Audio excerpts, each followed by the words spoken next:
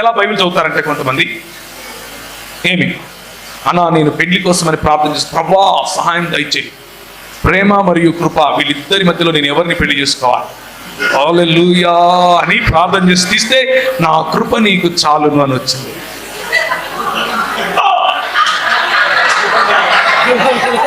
అలాంటి బైబిల్ స్టడీలు చేయకండి అమ్మా. ఏమయ్యా, అది బైబిల్ స్టడీ కాదు, బైబిల్ను చంపడం అని, బైబిల్ను కూని చేయడం. అలాంటి బైబిల్ స్టడీలు చేయకండి. అలాంటి బైబిల్ స్టడీల ద్వారా దేవుడు నాతో మాట్లాడాడు, మాకు దేవుడు కృపను ఇచ్చాడు, ఆ కృప వేరు ఈ కృప వేరు. అర్థమవుతుందా? అది వేరు ఇది వేరు. దయచేసి దాన్ని దేవుడు నాతో మాట్లాడాడు అన్నట్టుగా దేవుని స్వరాన్ని కించపరచకండి. అలాగని చెప్పి ఏమి క్రీస్తు సంఘం వాళ్ళు యెహోవా సాక్షులు పిలిచారని చెప్పి బైబిల్ స్టడీలకి వెళ్ళిపోకండి. దుంప నాశనం అవుతారు, మామూలు నాశనం కాదు. వాళ్ళు ఏం చెప్తారంటే, యేసు ప్రభు మా అన్న, యేసు ప్రభు మా తమ్ముడు, పరిశుద్ధాత్ముడు మా చిన్న కొడుకు, ఇట్లాంటి మాటలు మాట్లాడతారు వాళ్ళు.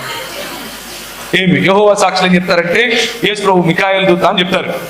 మార్మన్లు ఏం చెప్తారంటే, యేసు ప్రభు ఏలియన్ అని చెప్తారు, బయట నుంచి వేరే దేశం నుంచి వచ్చాడని చెప్తారు.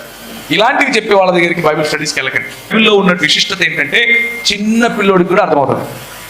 అందులో ఉన్న ఇంకొక విశిష్టత ఏంటంటే, నువ్వు తలకాయ పెట్టి దాంట్లో ఏదో తవ్వి తీయాలి అని అంటే నువ్వు డాక్టరేట్ తీసుకున్న అర్థం కాదు. అర్థమైందా? స్పష్టమైన స్వచ్ఛమైన మనసుతో చదివితే చిన్న పిల్లోడికి కూడా బైబిల్ అర్థమవుతుంది.